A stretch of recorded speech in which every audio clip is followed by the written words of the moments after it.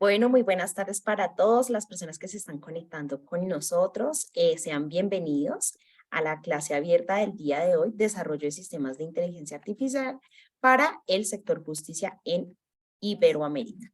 Esta es una actividad que hace parte del ciclo de charlas gratuitas ofrecidas por la Dirección de Educación Continua de la Universidad de los Andes, en conjunto con diferentes facultades de la universidad.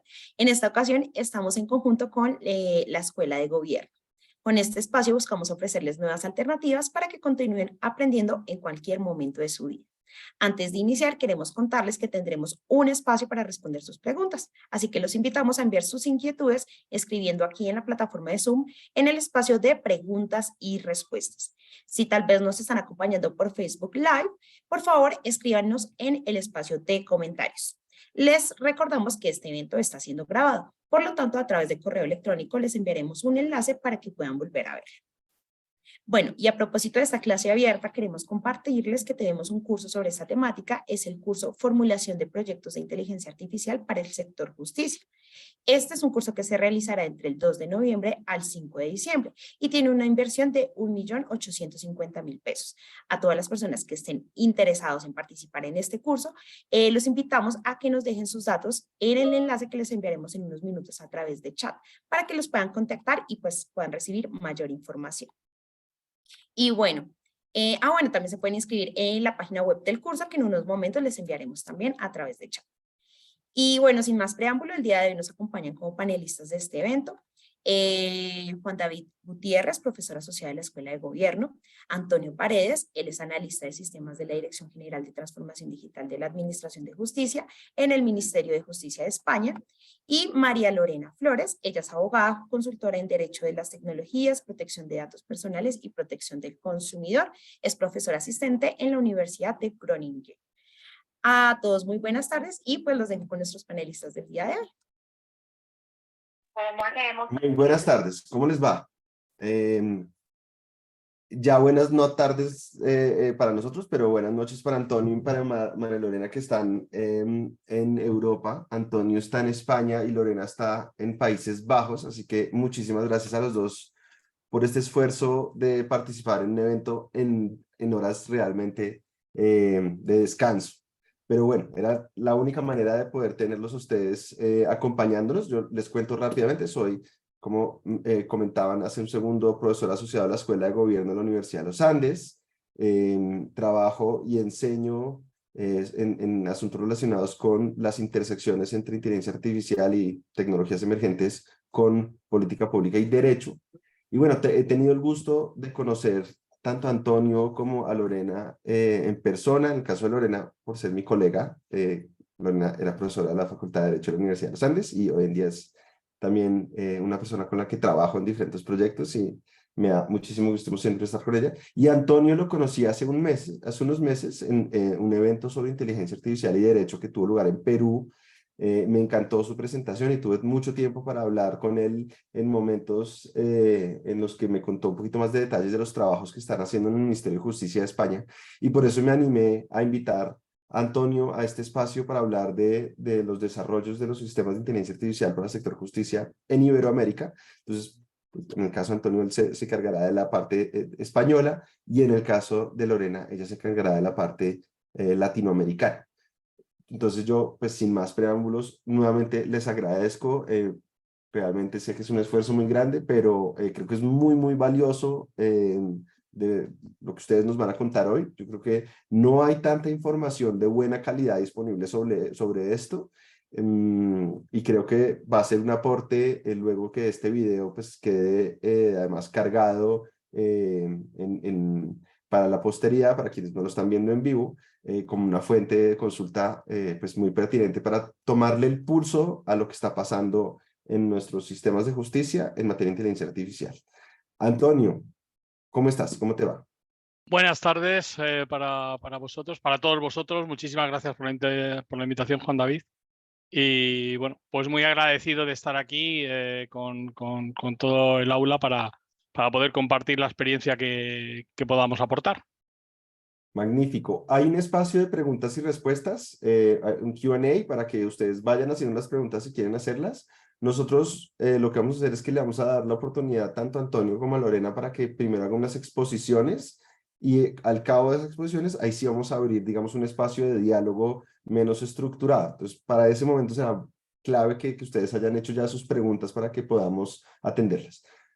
Bueno, Antonio, entiendo que tienes una presentación. Si quieres, Tengo una entonces, adelante con presentación, ella. procuraré que sea ligerita y que no tengamos que recurrir al reloj continuo para llamarme la atención. Bueno, lo primero, encuadrarme.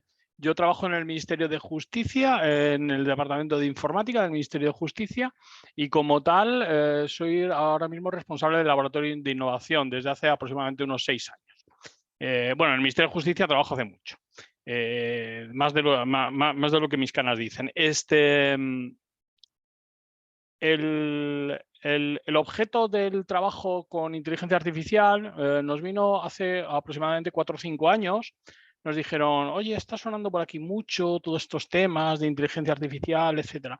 Y empezamos a analizarlo y a analizar y ver en qué podíamos trabajar y qué era lo que podíamos abordar, qué era lo que había en el mercado, qué era lo que se estaba moviendo y qué era lo que nosotros podíamos acometer dentro de nuestro lado del Ministerio de Justicia. No somos abogados, no somos partes, sino que trabajamos para aplicaciones que deben de servir a jueces magistrados, que deben de servir a los fiscales de España o que deben de servir a otras unidades también administrativas, como pueden ser institutos forenses y más gente, ¿vale? Entonces, dentro de este ámbito, empezamos a ver todas las controversias éticas que originaban estos trabajos desde un primer momento en lo que es la parte de justicia. Y entonces preferimos, de hecho, centrar todos nuestros trabajos en orientarlos hacia lo que es la oficina judicial. Explico un poco en qué estamos trabajando, ¿no? en el tema de la oficina judicial. Lo primero, teníamos una necesidad del negocio. ¿Qué necesidad del negocio hay? Nosotros hemos hecho una gran transformación digital, como prácticamente todos los países o muchísimos países con los que hablo de Iberoamérica están haciendo, con una reconversión de toda una fuente de documentos en papel a una reconversión a la fuente de documentos en digital. Esto lo hemos venido haciendo a lo largo de la pasada década, ¿no? Los documentos, evidentemente, ¿qué es lo que la naturaleza de estos documentos? Es que tienen una procedencia muy diversa. Nosotros en el sector justicia vamos a absorber documentos de los que generamos y documentos de los que se nos aportan, todos los documentos que pueden venir de fuentes como policía, unidades policiales de vigilancia, hospitales, abogados que presentan o representan a sus defendidos, etcétera. Y un largo etcétera de documentos que abarcan ya muchos documentos también que pueden ser de otras administraciones públicas, de notarías, de muchísimos sitios. Entonces, la documentación que se recoge es ingente. Y fundamentalmente casi toda la documentación se recoge en lenguaje natural, ¿vale? El procesamiento del lenguaje natural es algo que a lo largo de mi exposición me oiréis varias veces. Toda esta conversión de documentos en papel a activos digitales es una conversión que todos vemos a priori muy buena, como de mucho avance, pero claro, durante muchos años el ser humano ha estado trabajando en papel. Ha generado toda una serie de skills en papel y esos skills se traducían en usaban post-it para señalizar documentos, usaban etiquetas para señalizar, usaban colores para señalizar carpetas, usaban... Todo esto son indirectamente el ser humano iba haciendo sistemas de clasificación. Pues, por ejemplo, voy a meter en mis carpetas rosas procedimientos que tengan que ver a lo mejor con la violencia de género. O voy a meter en carpetas rojas las que tienen que ver con robos. O voy a meter, quiero decir, ahí los seres humanos íbamos adquiriendo diferentes clasificaciones. Al transformarnos todo esto en digital, tenemos que empezar a ganar otra vez herramientas y a saber cómo manejar estas herramientas, porque el paso digital todo el mundo lo entendemos como bueno, pero luego no todas las personas estamos igual de preparadas. Las nuevas generaciones vienen muy bien preparadas en el mundo digital, pero sobre todo las generaciones que ahora mismo son más antiguas o más viejas también tienen que adaptarse a este mundo digital, no se pueden quedar atrás, ¿vale? Y por otro lado, tenemos y necesitamos herramientas para el tratamiento digital de esta gran cantidad de información, para poder procesar toda esta información, ¿de acuerdo? Entonces tenemos que normalizar las llegadas de los documentos que están procediendo de estas otras fuentes. Para ello, vamos a utilizar el procesamiento del lenguaje natural. El procesamiento del lenguaje natural es un área en la parte de la inteligencia artificial, que es donde nosotros estamos trabajando muy a fondo, en la que podemos trabajar en varias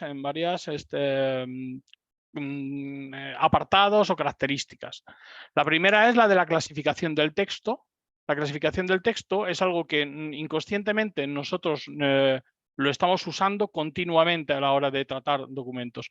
Este documento es una demanda, este documento es un escrito de refutación, este documento es un escrito de contestación a la demanda. Es decir, a los documentos ya los vamos indirectamente clasificando, les vamos dando unos apartados. Oh, este documento es de penal, o esto tiene que ver con social, o esto tiene que ver con civil, ¿vale?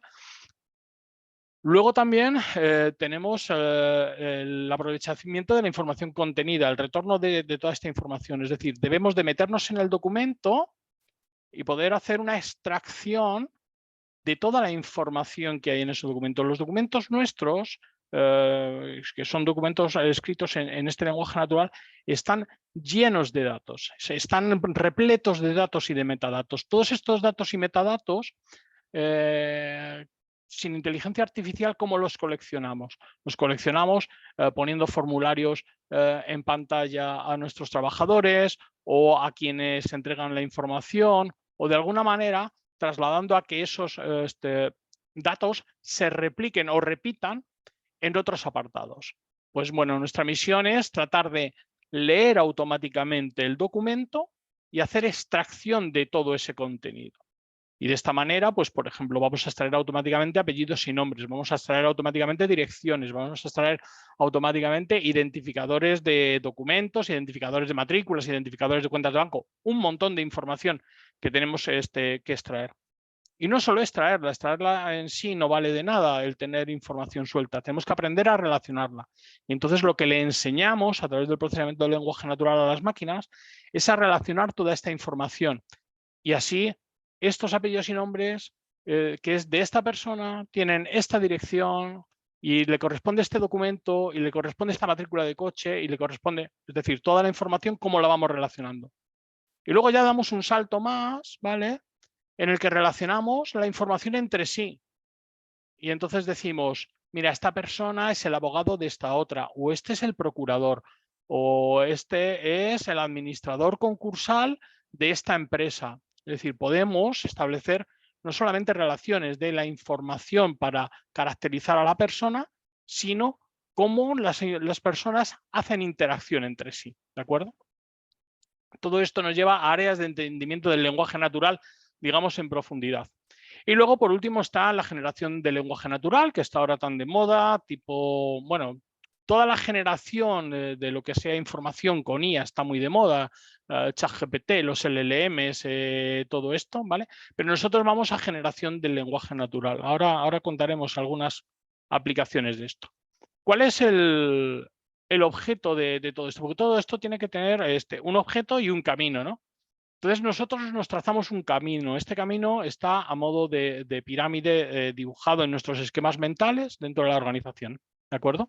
Entonces lo primero que tratamos es de hacer clasificador documental de textos judiciales. Hemos sacado ya clasificadores documentales.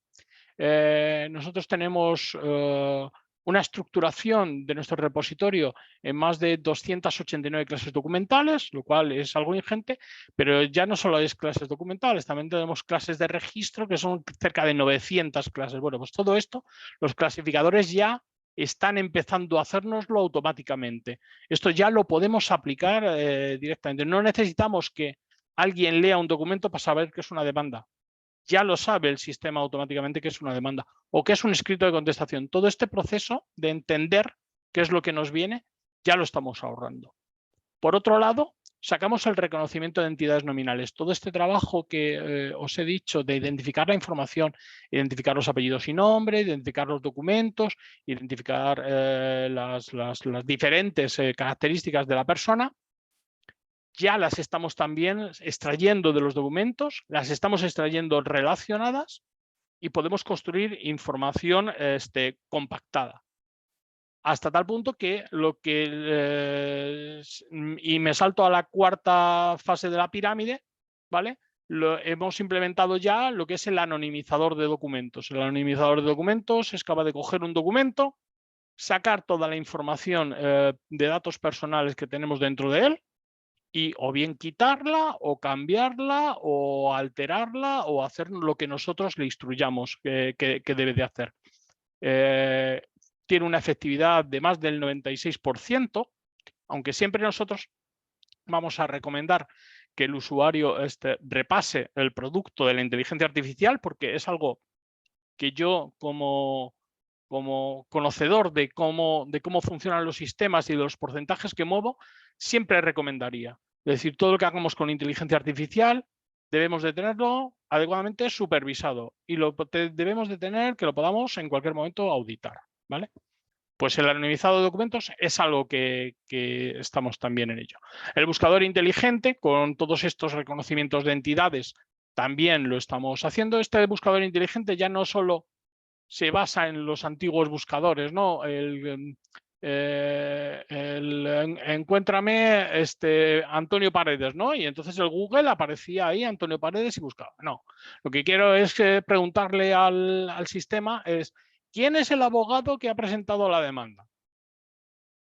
Ya no quiero decirle, yo quiero ir más allá, quiero que me entienda cuando le hablo. Quiero que mi expresión de lenguaje natural no solo que yo logre entender el documento, sino que logre interpretar la pregunta y pueda descender a ella. Pues bueno, un poco lo que estamos viendo que se mueven con todos los LLMs. No es algo, nosotros ya vimos esto, que esto teníamos que hacerlo. A los LLMs aquí se le adelantan a uno porque la tecnología no podemos correr más que muchas casas. Siguiendo con LLMs, por ejemplo, estamos ahora mismo trabajando también en la generación de resúmenes documentales. Bueno, los resúmenes documentales los estamos trabajando en dos aspectos, uno con LLMs y otro sin LLMs. Cuando hablo de LLMs, para el que no lo sepa, estoy hablando de todo lo que se mueve en IA alrededor de ChatGPT, Llama 2, BART, todas estas tecnologías que están saliendo, ¿vale? Los resúmenes documentales, por ejemplo, estamos también diversificando ahora dentro de lo que son resúmenes documentales los diferentes tipologías de resúmenes que podemos ofrecer. Porque yo no es la misma la tipología que le tengo que ofrecer a un magistrado. A un magistrado a lo mejor le tengo que ofrecer un resumen de un documento, un resumen extractivo. Es decir, lo que voy a extraer es las piezas principales de ese documento, pero las extraigo en modo literal, ¿vale? De cómo quiero el documento. Pero a lo mejor el mismo documento, para entregárselo a un ciudadano y hacerle comprender en un lenguaje no jurídico de qué va el documento, lo que le voy a hacer es una extracción de ese documento, pero con un LLM. Y al LLM le voy a instruir para que me lo haga en un lenguaje sencillo, sin emplear terminología jurídica compleja. ¿De acuerdo? Es decir, hay diferentes necesidades, hay diferentes consumidores, hay diferentes... entonces debemos de ir adaptando todos los procesos de inteligencia artificial a los diferentes consumos que vamos a hacer. Hay uno, por ejemplo, de resúmenes documentales que vamos a realizar para personas con capacidades diferentes o ciertas disfunciones intelectuales. Entonces, a estas personas se les va no solamente a simplificar el lenguaje, sino que además los vamos a transformar apoyándolos con pictogramas, explicaciones paralelas, etcétera, ¿no? Y bueno, pues toda una serie de trabajos que vienen posteriores, líneas temporales de sucesos, también las tenemos trabajadas, las relaciones, materias. Y bueno, algunas cosas, como veis ahí en la picota, hay una palabra que nosotros no sabíamos si colocar o no. Son propuestas. Al final es ¿qué son propuestas de qué? Propuestas de resoluciones, propuestas de documentos, propuestas... Eso está en un, entre comillas, hasta ver cómo la legislación, sobre todo en la Unión Europea, evoluciona, se confirma y se termina de publicar. De todas formas, a día de hoy, el tema de las propuestas yo lo dejaría también y todavía en un apartado que debe de tardar todavía un tiempo, ¿vale? Vale. Nosotros, y bueno, ya para que os hagáis una idea, para acometer esta serie de trabajos, nos hemos apoyado en 3 patas diferentes. Lo primero, un equipo de trabajo multidisciplinar. En este equipo de trabajo multidisciplinar han participado o participan, que no han participado, desde juristas hasta administrativos, expertos en lenguaje y luego, por supuesto, pues informáticos, científicos de datos y programadores, ¿de acuerdo? Luego nos hemos apoyado en accesos a datos y a documentos reales. Aquí no hay otra manera de trabajar que no sea con documentos reales, porque no me vale ensayar o entrenar con documentos que no tienen un viso o un trasfondo de realidad. Y por último, hacer uso de un hardware especializado. Todos los entrenamientos, sobre todo cuando llegamos a las redes neuronales complejas tipo transformers, ahí ya se requieren hardware especializado, porque si no, no hay manera de poder realizar modelos lingüísticos adecuados para los tratamientos. ¿De acuerdo? Y bueno, yo aquí ya doy algo de explicación de las redes neuronales, que con vuestro permiso me lo voy a saltar, voy a ir muy de paso. Nosotros construimos redes neuronales de muchos tipos, desde redes neuronales profundas a redes neuronales recurrentes, solo para que os suenen, ¿vale? Las LSTM también son otras que se aplican mucho en los temas de clasificación, redes neuronales convolucionales y por último los transformers, que es un poco donde estamos todo el mundo y donde ha ido evolucionando todo el sistema, todas las ramas de BERT y demás. Y en el procesamiento de lenguaje natural, pues empleamos librerías especializadas de lenguaje natural de Python como en LTK, y usamos pues lo que está usando pues prácticamente todo el mundo, PyTorch, Hugging Face, librerías de Keras, de TensorFlow y por último entrenar con poderosas GPUs, que no hay otra manera. Al final todo aquí son, y no pretendo simplificarlo, pero la parte de la inteligencia artificial es prácticamente todo matemática pura, matemática y estadística. Es decir, yo alimento un sistema y lo alimento con miles y miles y miles y millones de ejemplos y él, ¿qué es lo que aprende? Aprende de los ejemplos. Si yo le alimento con malos ejemplos o con ejemplos sesgados, es cuando hablamos de que el sistema se nos está sesgando y está aprendiendo solamente. Imaginemos si yo alimentara un sistema solo con una parte de documentos que se generan en un sitio de mi país, y si el resto del país hace las cosas de una manera diferente o distinta, no cabe que ese sistema lo pueda aplicar en todo el país, ¿no? Entonces hay que ir con cuidado a la hora de generar estos sistemas, qué es lo que estamos haciendo con ellos. Y quisiera llegar, bueno, en ejemplos prácticos hemos hablado del clasificador, hemos hablado una parte importante en la inteligencia artificial. Siempre hay un momento en el que tenemos que decidir en este plano matemático qué es lo que vamos a querer, un alto nivel de precisión o un alto nivel de recuperación. El ideal, la balanza, es decir, tratar de ser lo más preciso posible dentro de recuperar el número máximo de documentos posible, porque si no al final no tenemos aplicación. Y nosotros en el 2019 ya veíamos, me salto todo esto y llego a la parte de los riesgos e incertidumbres. ¿Qué riesgos le vemos? Y a día de hoy muchos de estos se siguen produciendo. Primero, estos son marcos tecnológicos totalmente de vanguardia, ¿vale? Y las tecnologías están en constante evolución, con lo cual la madurez es escasa. Esto implica que las versiones cambian no voy a decir cada semana, pero prácticamente. Estar al día en proyectos de esta índole es bastante difícil, ¿vale? Luego, en la existencia de proyectos como los descritos, hay mucha gente que hablamos mucho en general y todo el mundo. Yo oigo hablar muchísimo en los foros de proyectos y demás, pero luego a la hora de materializar veo que la gente tiene poco materializado los proyectos. Sí que tenemos mucho dibujado en la PPT, pero poco traslucido a lo que es una aplicación de verdad, ¿de acuerdo? Luego había un riesgo claro en la integración de este equipo humano multidisciplinar, que al final yo creo que ha sido lo más fácil, el poder integrar a las personas. Y bien, al principio era difícil que habláramos entre nosotros, los juristas no nos entendíamos con los lingüistas, no nos entendíamos con los informáticos, con los matemáticos, hasta que logramos ese nexo de unión en el que en una reunión se pudiera de alguna manera discurrir, en el que todos nos entendiéramos, llegó a ser un poquito quebradero de cabeza al principio. Luego, a priori, pues no se pueden asegurar qué resultados van a alcanzarse. Esto no es un proyecto de programación ad hoc, no es un proyecto informativo ad hoc.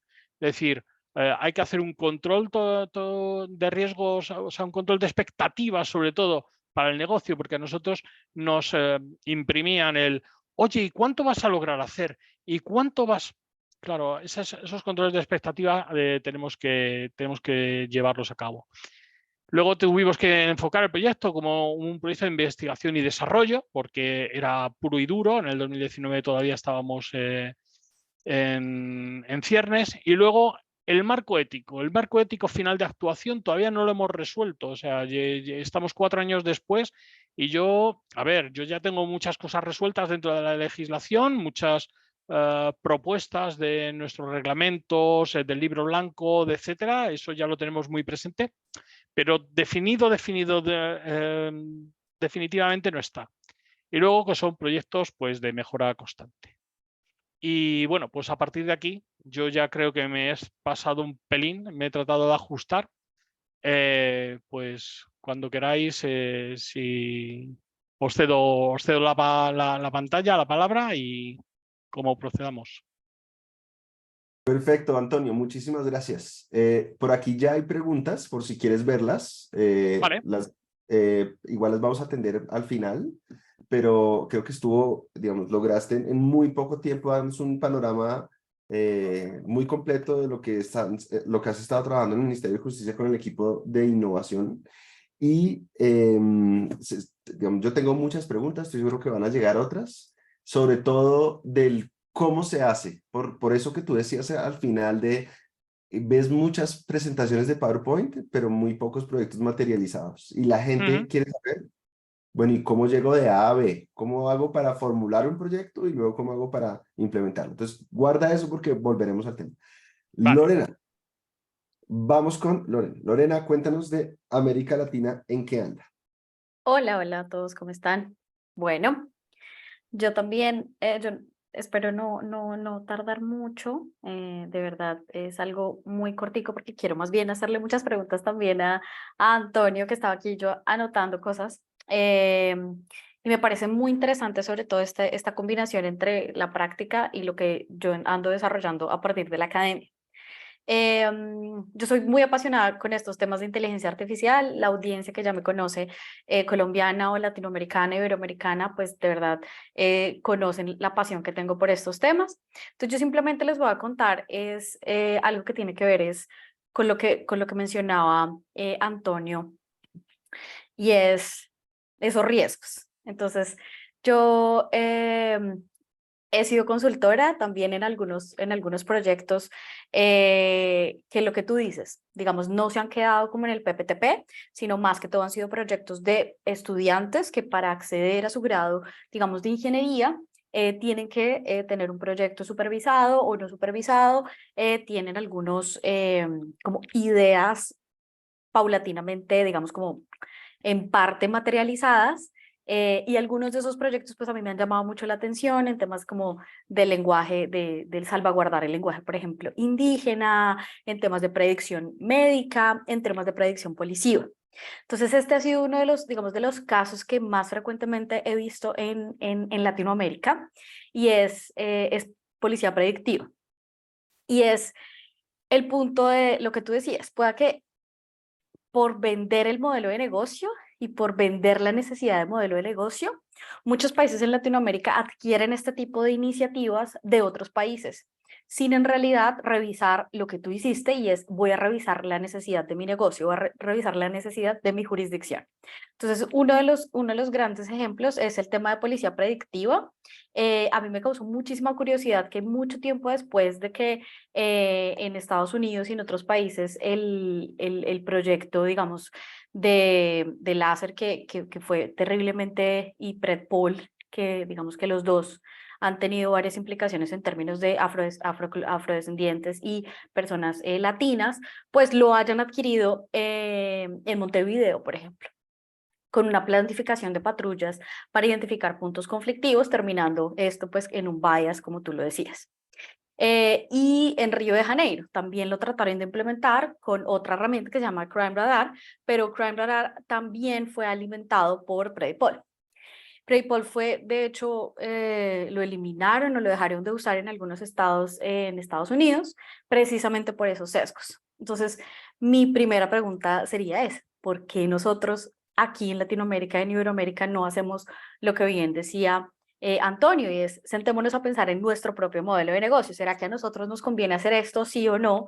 ¿Y cuáles serían esos riesgos de empezar a implementar este tipo de modelo? Y a mí me gusta mucho hablar de este tipo de implicaciones, y es por lo que también mencionaba Antonio, y es una de las tantas preocupaciones en materia de hago o no hago un proyecto de inteligencia artificial en el sector justicia o fuera del sector justicia, es la reputación de la organización. Muchas de las, digamos, algunas empresas que se han acercado con alguna idea me dicen es que si yo coloco X cosa en términos, no sé, de derechos humanos o en términos de transparencia, de responsabilidad de la IA, pues mis ángeles inversionistas no me van a apoyar. Entonces yo tengo que vender el negocio para obtener digamos, esa inversión inicial para poder desarrollar el proyecto. Entonces creo que ahí hay un punto álgido que eso da para otra charla, y es ese tipo de ángeles inversionistas, a qué le están apuntando, si le están apuntando, digamos, al beneficio económico puro y duro o al beneficio social. Y por eso me gusta tener ese tipo de diversas implicaciones, en las diversas implicaciones a nivel, digamos, del individuo, que digamos, lo va a afectar al individuo como tal, a la organización o a la sociedad en general. Entonces, digamos que estas tres implicaciones siempre me gusta mencionarlas, porque siento que de esa forma la misma empresa, la misma organización se da cuenta de es que esto no solamente puede causar daños en términos de derechos fundamentales o libertades para mi usuario, por ejemplo, en el sector justicia, sino que esto también puede generar una desconfianza al sector de la justicia por parte del ciudadano, ¿sí? O un tema de reputacional en una empresa privada. Digamos que eso va por parte de ambos sectores. Entonces, digamos que en ese sentido, esas tres implicaciones me llaman la atención. Y yo sé que vine a hablar de temas de Latinoamérica, pero pues estando en Holanda no puedo dejar de mencionar el escándalo sobre digamos, el tema de discriminación usando algoritmos. Y ojo a esto es un tema de impuestos para beneficios sociales. Entonces esto era para identificar fraude de algunas personas que se estaban aprovechando, digamos, de su situación para evadir impuestos o para que se les generara una serie de beneficios en temas de impuestos, y esto todo lo administra, digamos, una autoridad central. Y ellos, digamos que después de mucho estudio, de muchas personas, digamos, quejándose, se dieron cuenta que ellos habían sido sujetos de un sistema de inteligencia artificial que los estaba básicamente clasificando, ¿sí? Mi pregunta fue, en ese momento, he leído muchísimos documentos sobre el tema, y una de las cosas súper importantes es, la gente nunca se enteró que estaba haciendo parte de ese sistema.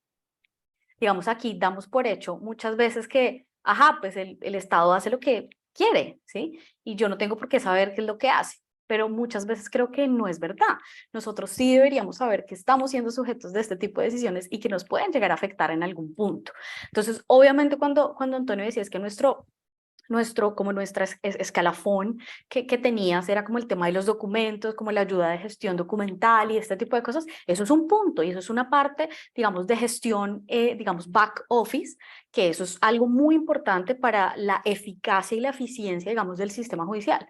Pero otra cosa es cuando dejamos ese sistema de inteligencia artificial que haga este tipo de decisiones sin una supervisión, ¿sí? Entonces creo que ahí es donde se marca mucho la diferencia.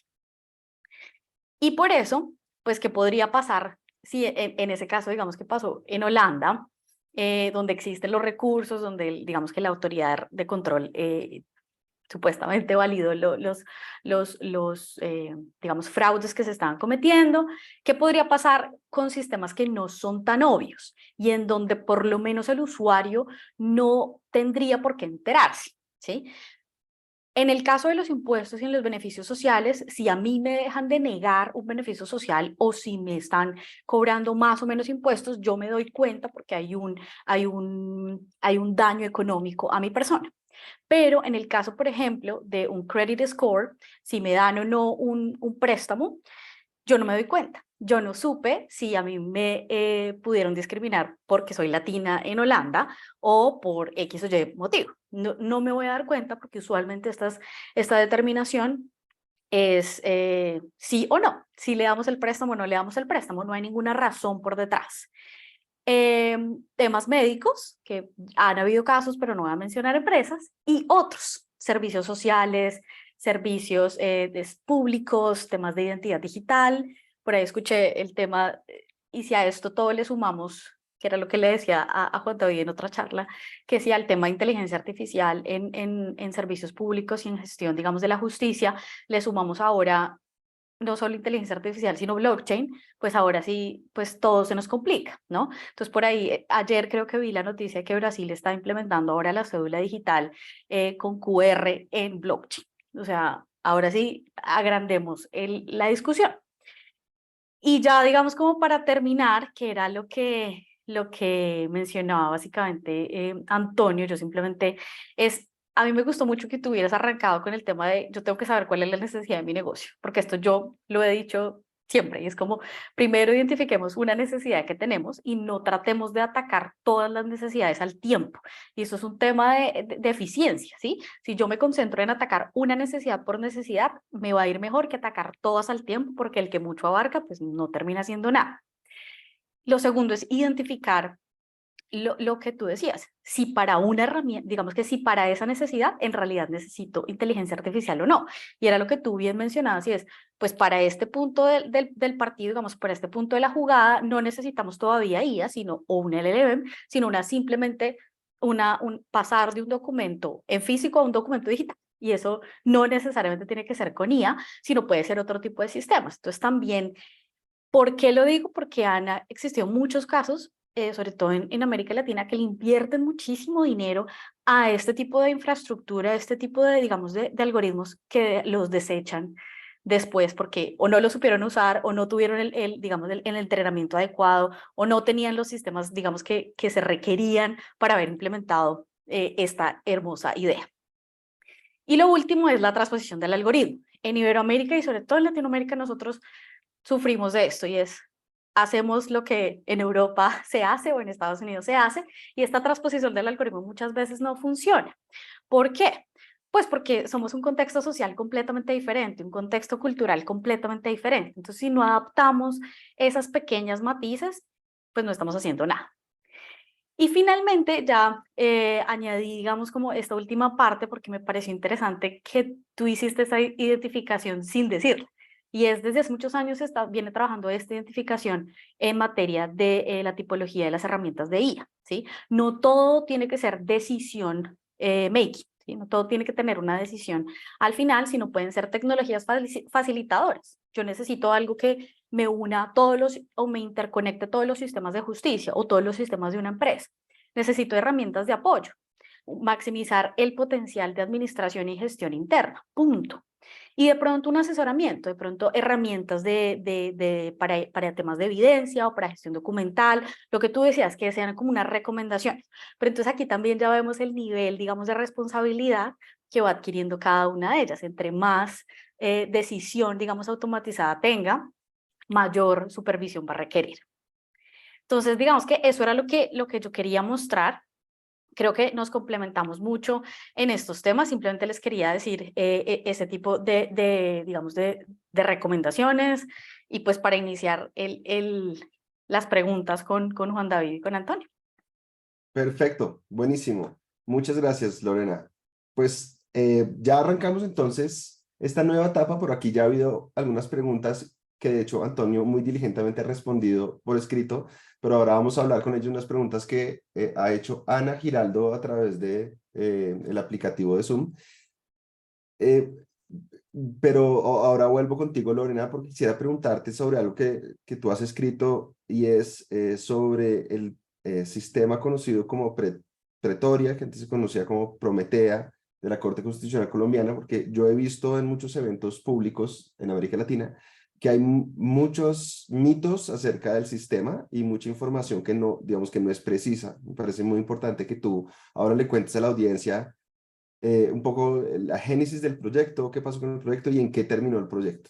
Porque hay una idea por ahí de que la Corte Constitucional está utilizando inteligencia artificial predictiva y pues no es el caso, ¿no? Está utilizando una herramienta que puede ser muy valiosa, pero no es inteligencia artificial predictiva.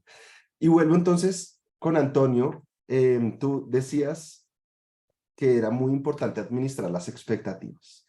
Y cómo no, si uno cuando entra a LinkedIn, a X, antes conocido como Twitter, bueno, cualquier red social, o cuando habla uno con abogados, todos están pensando en cuándo los van a reemplazar. A mí, por ejemplo, me preguntan eso, oiga, ¿y nos van a reemplazar? Y algunos jueces me preguntan, no, pero es que va a haber entonces ahora robots jueces, y luego algunos cuentan, no, es que en China ya hay robots jueces. Oh, paren, vamos despacio que inteligencia artificial no solo son modelos de lenguaje a gran escala, inteligencia artificial general no existe, ahora tenemos hoy en día una inteligencia artificial estrecha que hace unas tareas muy específicas y por eso me pareció muy importante cuando tú llamaste, digamos, a la cordura de que administrar las expectativas porque las presiones son muy altas en cuanto a lo que se espera. Y tú precisamente al final también introdujiste como un llamado de atención sobre el tema de lo que tú llamabas propuestas. Si el sistema era capaz de generar propuestas, como por ejemplo propuestas de cómo decidir un caso o incluso con lenguaje natural escribir parte de una decisión. Y que está un poco como en el imaginario de muchos de los jueces de hoy en América Latina. Tanto que hemos visto algunos jueces que han usado activamente ChatGPT para preguntar preguntas legales, técnicas y factuales que han introducido en sus decisiones. Y sabemos de eso porque lo han dicho. Ellos mismos han dicho que han usado ChatGPT para X o Y. Pues yo quería preguntarte sobre que nos contaras un poquito más sobre lo que estás haciendo o lo que están haciendo en el equipo de innovación pública con modelos de lenguaje. Tú tenías algo más preparado, pero lo acortaste, pero quisiera darte la oportunidad de que si quisieras contarnos un poquito más, cuáles son, digamos, estos experimentos que han hecho dentro del laboratorio de innovación pública con los modelos de lenguaje a gran escala. Bueno, nosotros estamos haciendo experimentos continuamente. En la parte, por ejemplo, de resúmenes documentales, estamos trabajando muy intensamente con la parte de LLMs. Y ahora también estamos trabajando en las partes de Query and Answer. Pero, por ejemplo, los LLMs, y esto estábamos hablando antes, ¿no? Iberoamérica, la desconexión, Europa, las distintas modalidades. Los LLMs es muy fácil empezar a ahondar en ellos y encontrarles los sesgos de su entrenamiento, ¿vale? Por ejemplo, a nosotros ya nos está cosas de terminología, ¿vale? Nos está empezando a responder con carros en vez de con coches, cuando nosotros en España lo que acostumbramos es a manejar el término coches en vez de carros, ¿no? Entonces, claro, cuando te hace un resumen y te hace ese cambio, tú te quedas un poquito descolocado al principio. Pero luego, por ejemplo, la definición de procuraduría en los países iberoamericanos y los procuradores, en el caso de España, distan mucho de ser iguales, porque un procurador, en el caso de España, es una persona que hace la representación de la parte. Está el abogado y luego está el procurador. En cambio, las procuradurías en Iberoamérica son las representantes, digamos, del Ministerio Público, de la parte oficial. Entonces, cuando en algún resumen nos mete una autoexplicación de lo que es un procurador y de repente te mete la explicación del procurador iberoamericano, estás viendo el sesgo que tiene de entrenamiento todo ese lenguaje. de que se ha sesgado hacia los documentos con los que más tiene estos entrenamientos. Y toda esta serie de sesgos, la única manera de resolverlos es que al final tú cojas un LLM, que es lo que estamos haciendo nosotros ahora, y tratar de hacerle un fine tuning al final luego. Es decir, le vamos a meter unos cuantos miles de documentos nuestros. Claro, eso plantea una dificultad. Por ejemplo, a la hora de acometer resúmenes tienes que tener unos cuantos miles de documentos resumidos. Y no hablamos de unos cuantos miles, hablamos de muchos miles para que tratar de que el modelo reconducirlo, ¿no? Nosotros estamos tratando de funcionar hacia ahí. Hacia que nuestros fine tuning, nuestras personalizaciones de nuestros modelos sirvan ya para que se pueda hacer. Ahora, aún así, yo dejaría construir una resolución o un decreto final a una máquina. Yo que estoy aquí detrás, yo no lo veo. A día de hoy no lo... A ver, podría haber cosas, claro, y lo decía muy bien Lorena, que seguramente las entidades bancarias puedan estar aplicando unos scoring de los índices crediticios para saber si dan créditos a una persona o no. Claro, ahí estás hablando de una entidad privada que está concediendo unos préstamos privados, digamos, ¿no? Y entonces, ¿cómo manejan ellos los sesgos? Queda un poco, digamos, en su paraguas. Nosotros somos una entidad pública, somos un organismo público y nos debemos a los ciudadanos, a todos. Entonces, lo primero, y bueno, esto ya, Juan David, tú lo vistes, que nosotros lo primero que hemos publicado es un documento de transparencia donde empezamos a decir, pues, desde quiénes son los miembros del equipo, hasta qué tecnologías estamos utilizando, hasta los documentos que estamos utilizando de dónde los sacamos, de qué provincias los hemos tomado, qué número hemos empleado para unos entrenamientos, qué números hemos empleado para otros. Quiero decir, un poco ahí tratar de dar, no entregamos el código, pero nuestro código podría ser auditable y lo pondríamos a disposición de una auditoría evidentemente interna. Lo que no puede venir nadie es a pedirnos el código, a lo mejor una empresa externa nos pide el código, pues le tenemos que decir que no, esto es una construcción y tiene un, digamos, copyright del organismo público, ¿no? Pero nosotros tratamos de trasladar toda la transparencia con la que construimos los lenguajes. Antes preguntaba Ana Giraldo, por ejemplo, los LLMs, y es una cosa que nos hemos encontrado en los resúmenes, es el tema de las alucinaciones. Las alucinaciones es que, por ejemplo, de repente, sin ton ni son, te hablan de algo que el documento ni hablaba. No hablaba el documento de un asesinato y de repente alguien está referenciando a que le clavó el cuchillo. Entonces, nosotros hemos visto que eso se da. No es lo normal, pero cada muchos casos se da. Pero claro, yo en un resumen, si saco eso, a mí me cruje en la cabeza, me dicen, pero ¿qué clases de resúmenes habéis hecho aquí? Entonces nosotros estamos haciendo, digamos, entre comillas, contraanálisis del resumen para compararlo con los documentos origen y ver si siguen guardando similitud esos resúmenes con ese documento origen. O sea, hacemos los dobles pasos.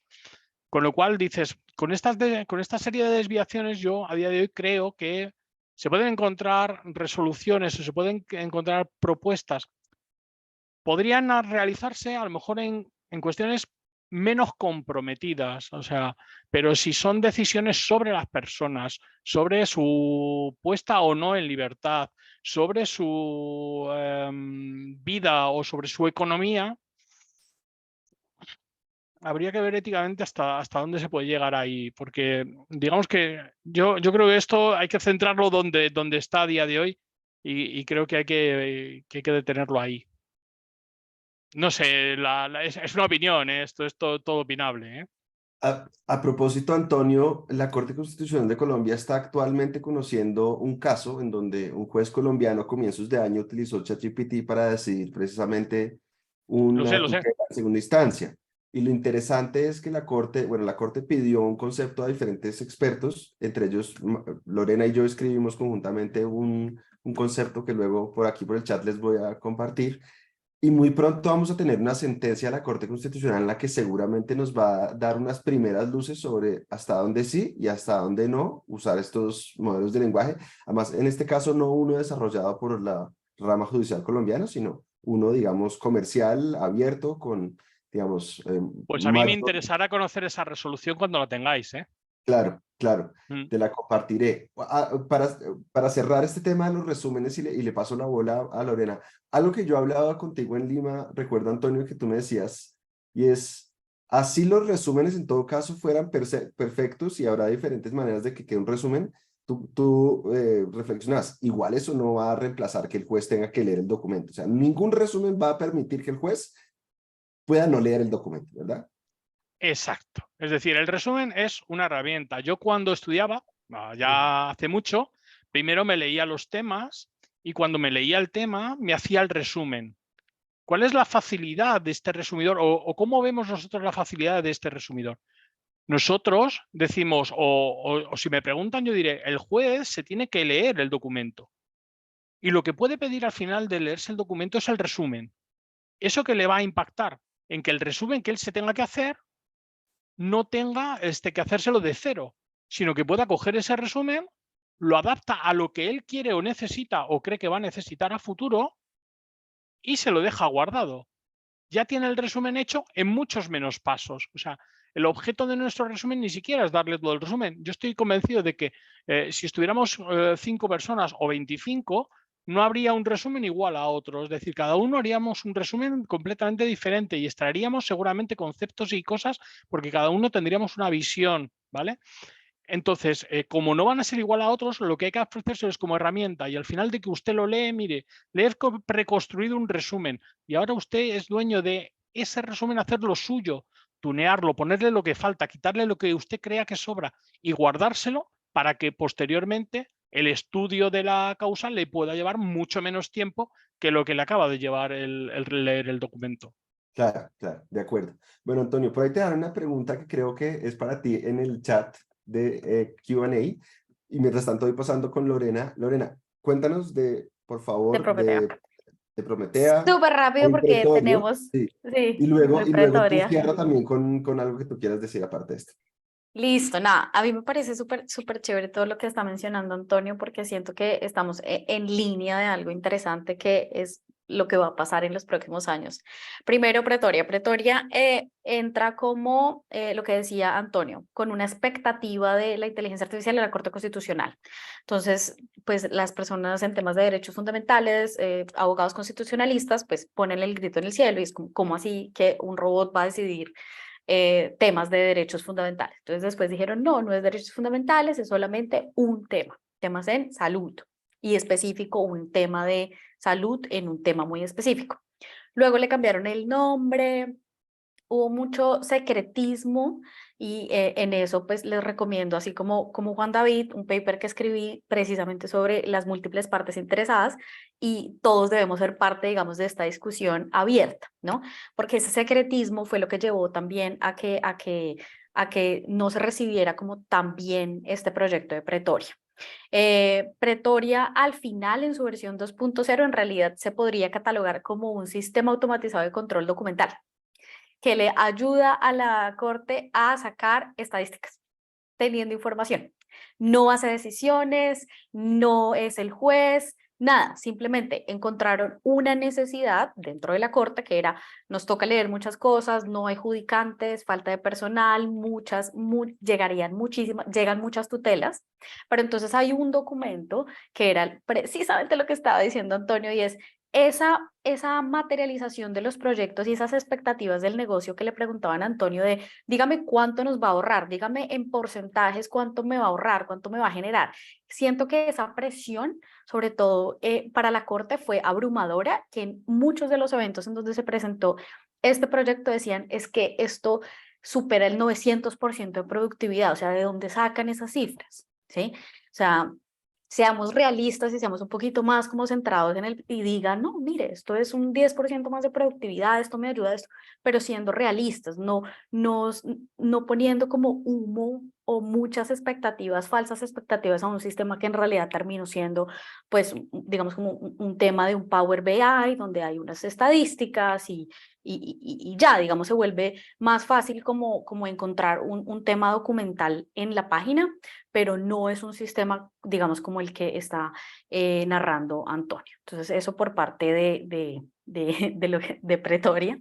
Y ya simplemente para cerrar también con lo que decía Antonio, y es, sí, son dos mundos completamente diferentes, el público y el privado, pero ambos tienen la necesidad, que era lo que respondía también yo en el chat, del tema de la transparencia. No hay una unificación de qué es transparencia, no hay una unificación de los métodos que todas las organizaciones deberían utilizar para promover la transparencia, lo que ahora se conoce como explainability de la inteligencia artificial. Y dos, tampoco se tiene a ciencia cierta cuáles serían esos daños en materia de derechos fundamentales. En la mayoría de los casos, cuando hablamos de la responsabilidad de la inteligencia artificial, nos quedamos y nos centramos en los daños físicos. Perdí, no sé, perdí el beneficio social de la ayuda social, los impuestos, ¿sí? Es un beneficio tangible, pero nunca hemos, digamos que todavía nos hace un poquito, y es lo del non-material damage, o el daño moral, o el daño, digamos, que podría llegar a causar este tipo de herramientas. Ya ahorita, digamos, aquí en la Unión Europea se está hablando sobre ese tema, precisamente por el nuevo reglamento de liability y responsabilidad frente a sistemas de inteligencia artificial con la propuesta, y se habla, digamos, de, bueno, ¿qué va a pasar con estos daños? Y ojo, porque en Brasil tuvimos la oportunidad de que esto sucediera con una acción pública por sistemas de vigilancia que utilizaban reconocimiento facial. Por ahí va la cosa. Entonces en Brasil ya hubo algo, nosotros tuvimos algo parecido, que fue un caso, pero se decidió por temas de protección de datos, que fue el caso de esta empresa que hace score crediticio en Colombia, que se me acaba de olvidar el nombre, TransUnion, y se identificó que las decisiones que estaban sacando estaban siendo en contra de las personas que habían estado en la cárcel, pero que ya habían pagado su condena, o que se habían, digamos, que ya no estaban en ese sistema y les estaban impidiendo acceder a créditos y al sistema bancario. Entonces siento que por ahí va la cosa. Se nos acabó el tiempo, Sí. pero quiero agradecerles muchísimo. Nos faltó hablar un poquito más de muchos temas. Espero que haya otros espacios. Por aquí me estaban escribiendo por el interno que había que dar más información sobre el caso de Prometea Pretoria. Que bueno, pues entonces será un caso de estudio para estudiar precisamente en nuestro clase de formulación de proyectos de inteligencia artificial para el sector justicia, donde también tendremos invitados precisamente de la Corte Constitucional, un par de profesores. Y bueno, sin más, muchas gracias por su atención. Te devuelvo la palabra. Bueno, a todos muchísimas gracias por estar el día de hoy con nosotros, por habilitarnos este espacio. Gracias pues también por enviarnos las preguntas, a todas las personas que participaron. También gracias pues, a nuestros panelistas y a la Escuela de Gobierno que nos habilitó este espacio. Les recordamos que tenemos un curso sobre esta temática, que es el curso Formulación de Proyectos de Inteligencia Artificial para el Sector Justicia. En este momento tenemos algunos asesores disponibles por si quieren conocer más información del curso que les estamos promocionando y se puedan inscribir. A través de chat les hemos estado compartiendo el link para que se puedan registrar y así los podamos contactar. También les compartimos un enlace que les pedimos abran antes de irse. Es una encuesta muy corta en la que podrán contarnos cómo les fue en esta actividad. También les compartimos un enlace para que puedan visitar nuestra página web y puedan revivir este evento y puedan conocer además las demás actividades que está liderando en la universidad en temas de contenidos digitales. Y bueno, pues de nuevo muchísimas gracias a todos por conectarse en la tarde de hoy con nosotros. Esperamos que esta actividad haya sido de provecho para cada uno de ustedes y pues bueno, los esperamos en una próxima. Muchísimas gracias a todos y que estén muy bien. Feliz tarde. Chao, Gracias, gracias. chao. Gracias. Adiós. Chao.